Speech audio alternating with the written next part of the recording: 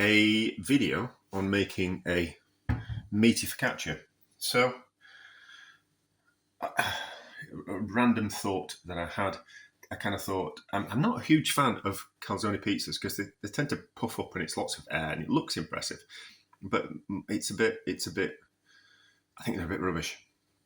And I thought about doing like a meaty focaccia, but then I just kind of thought, oh, what we can do is maybe we could roll out some bread dough and sandwich in some ragu in the centre of the bread dough, and then put another layer of bread dough on top, rather than kind of like fold it into it or roll it or crimp the edges or something like that. I kind of thought we'll do that. So it is going to be part of the 10 simple ingredients because we can make some pork ragu / bacon ragu, and the bread is part of the 10 simple ingredients because we've got flour and all that kind of stuff. I am going to use some ragu that I have in a jar in the cupboard. So this is beef ragu, made with some leftover bits of beef. I have got some bacon ragu in the freezer, but I'd rather use something that's in the jar because they've only got so much of it. Once you've preserved something like this, it's only got so much shelf life before it needs using. So I'm conscious that I need to use this. Whereas a little bit longer in the freezer, and the bacon ragu's only been in the freezer for a couple of weeks, something like that. So, right, so normal sourdough recipe. I don't know if focaccia is supposed to be a different type of dough, or different kind of ratio. Maybe it's supposed to have got some olive oil in, but I'm just using a normal sourdough bread dough, and then I've greased the tin with some lard, whereas ordinarily I suppose you would use you'd use olive oil, wouldn't you? So it's going to take quite a bit of time with this to roll this out. So I'll just have to probably do this off camera. I was worried that there was not going to be enough. I was going to have too much bread dough out, but this seems to be fine. I need to tease it more out like a pizza rather than roly. So maybe more. That's the kind of thing that you do with a pizza, isn't it? We might need to do that. So do you really need to see me faffing around with pizza dough? Oh, they do that, don't they? They do that, don't they? I've seen them, and they tease it out on the board, and then you kind of get that crust around the outside, don't you? But I'll carry on doing this, and hopefully get it to some kind of size of the tray that we're going to bake it in. It's going to need to prove as well, but I've got other jobs that I need to do around the house. It's quite slow proof is this sourdough. I'm set to stretch a little bit further and not stretch back. So how do I do that? Sometimes they do that, don't they? I suppose it's all different techniques, isn't it? And I've not made many pizzas.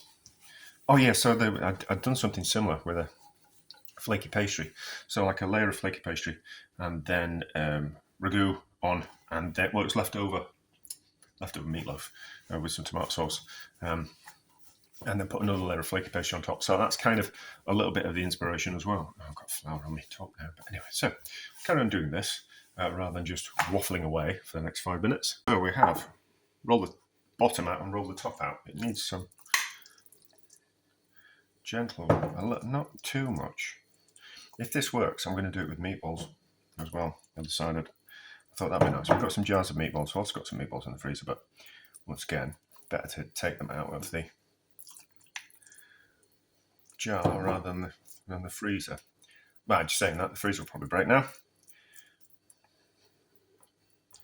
Right, so not too much.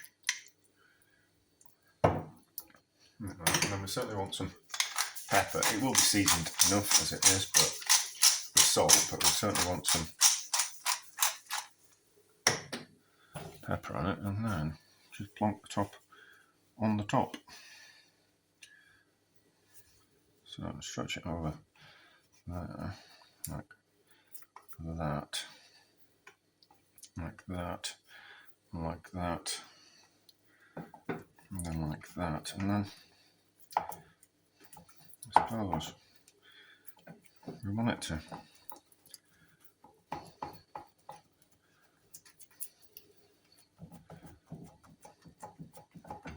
Don't ask me why I'm doing that. I don't know. I think it wants to more get mixed into the bread mixture.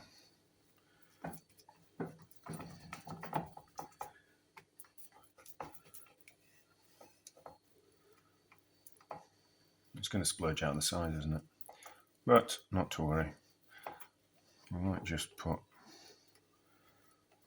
That's going to end up turning into a calzone, isn't it? A flat calzone, if I do that. But it'll splurge out of this, mind you, it'll just splurge out the side. There's nothing much I can do about that. And then what I thought I'd do is we'll just, before it bakes, I thought we'll just maybe put some holes in the top so it doesn't puff up. So I want it to puff up. So, put some on the top of that, let it prove for a couple of hours, and then we'll give it a bake and see what happens. Maybe I need to tuck the top into the bottom. It's probably a little bit too floury to do that. And I want it to be like somehow we've managed to incorporate some meat ragu into a focaccia rather than showing that we've just sandwiched it in between two bits of dough. I don't know how to do that. That wasn't part of my grand scheme of thinking about things. Do I ever have a grand scheme? Nope.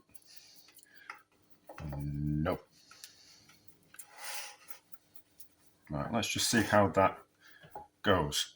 Right, so I've had this in the fridge overnight because there's no way it was going to prove in a couple of hours. So it has proved. It has proved. We're going to bake it in the oven. Yes, and I thought what I'd like to do is I'd like to have that on top and secured somehow, so it kind of almost steams like a sourdough, but I don't think that's going to happen. And we're going to poke some holes in the top of it. No. Yes, I am. I'm just going to poke one hole in the top of it there. So I don't want it to balloon up. It's not the aim, is it? So if we just poke a hole there like that should be enough. Beyond there. We'll lose a little bit of lift in that bread there, but it'll stop it from ballooning up.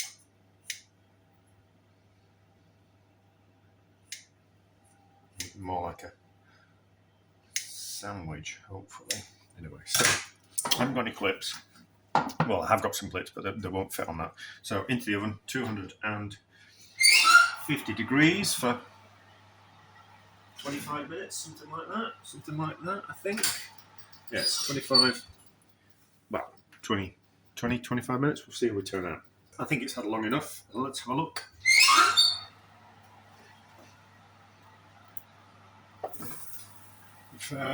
Prepare for the unveiling. I will turn the oven off.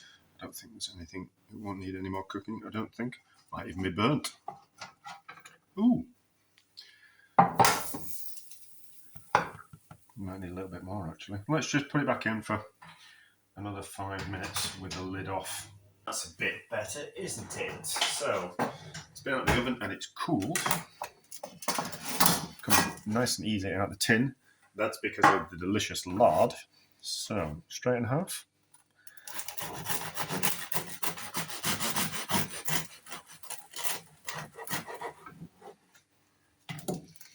Well, there we go. It's kind of worked. Probably could have done with a bit more in.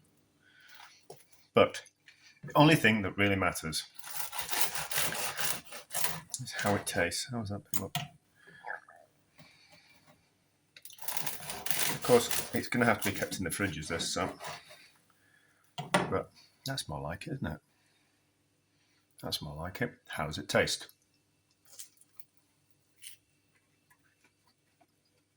Oh,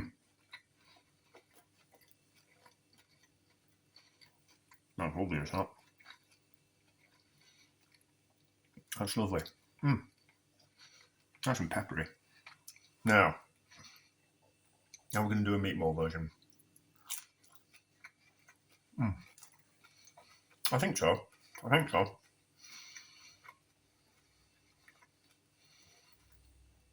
But I think I'll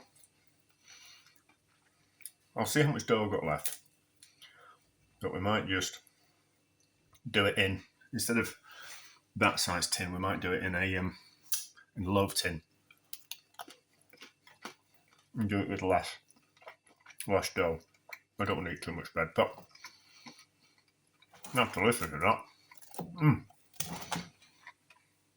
going to make a pig of myself. Now, the only problem is that the bill can load 24 hours worth of proving. It takes, so you can prove sourdough in the fridge, but it takes about 24 hours to prove. But the downside to that is it takes 24 hours. But the upside to that is that if it proves for 22 hours or 26 hours, you're going to be okay. There's a greater window for when you can bake it. Whereas if it's out of the fridge, it might prove in 6 hours, it might prove in 12. And you've kind of got, you're letting the bread dictate your life to you. Whereas in the fridge, depending on what time of year, but if you prove it in the fridge, then you could roughly know that in 24 hours time it's going to be ready, or 22 hours time. But if you're a couple of hours late, 26 hours later, it'll be fine. And it'll still prove, and then oh, I think the board's broke. Just about to break, not to worry. So that's success, but we'll do another one with the meatballs in, I think. I fell asleep while I was baking bread. Not wise, but it doesn't really matter because what I'm really concerned about is if the meatballs worked in the bread, if we can find one.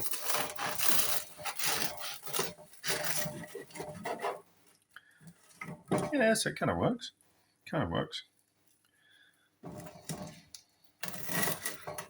It won't be too bad. Let's have a see.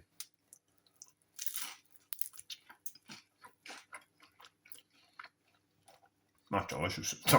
That's lovely as well. If I hadn't have burnt it,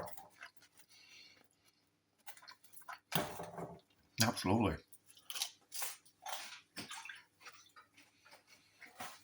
Especially since it's warm.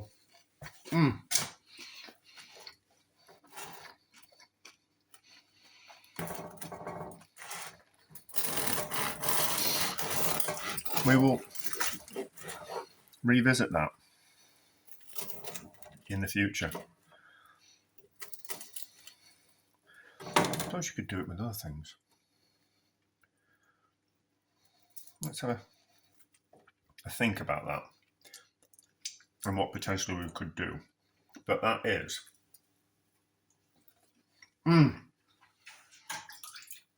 lovely. That is good. So, next time we're baking bread,